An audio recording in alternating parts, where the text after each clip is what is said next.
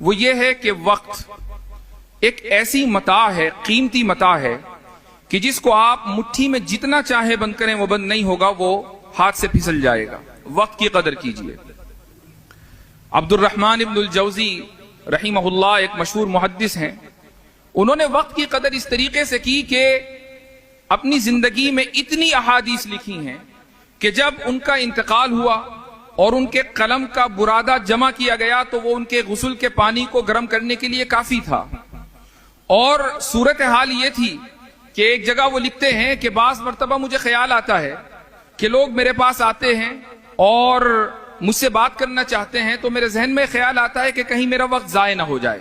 لیکن اگر میں اپنے آپ کو لوگوں سے دور کر لوں تو یہ بھی خیال ہے کہ لوگ مجھے ایسا محسوس کریں گے کہ یہ مغرور ہے، یہ علمی طور پر افادے کا قائل نہیں ہے۔ تو میں نے اس کا طریقہ یہ نکالا کہ جب لوگ میرے پاس گفتگو کے لیے آتے ہیں تو قلم چھیلنا، کاغذ تیار کرنا، اس طرح کے وہ کام جو علمی انہماک یا ذہنی انہماک کے طالب نہیں ہیں، وہ میں ایسے وقت کرتا ہوں جب لوگ مجھ سے بات کر رہے ہوتے ہیں۔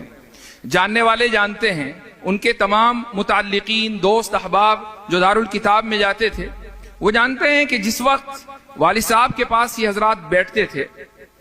تو اس وقت بھی ان کا قلم رکتا نہیں تھا۔ ایسا اکثر ہوتا تھا کہ سامنے والا اپنی گفتگو کر رہا ہے، یہ جواب دے رہے ہیں، لیکن مضمون ہے کہ وہ چلا جا رہا ہے۔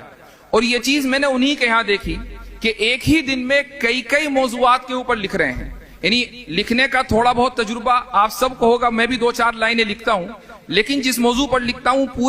پورے دن ذہن پر وہی موضوع حاوی رہتا ہے، یہاں تک کہ اس کو ختم نہ کر لوں۔ ان کے دن کے مشاغل میں یہ تھا کہ صبح سیرت پہ لکھنا ہے، پھر سیاست پہ لکھنا ہے، پھر عربی زبان پہ لکھنا ہے، پھر نحو پہ لکھنا ہے، صرف پہ کتاب چل رہی ہے، الگ الگ موضوعات پر ایک ہی دن میں کئی صفحات وہ لکھ رہے ہوتے تھے، اور جس وقت گفتگو کر رہے ہوتے تھے اس وقت بھی لکھ رہے ہوتے تھے۔ تو یہ چیز دراصل ہمیں ایسے لوگوں کی زندگی سے سیکھنی ہے۔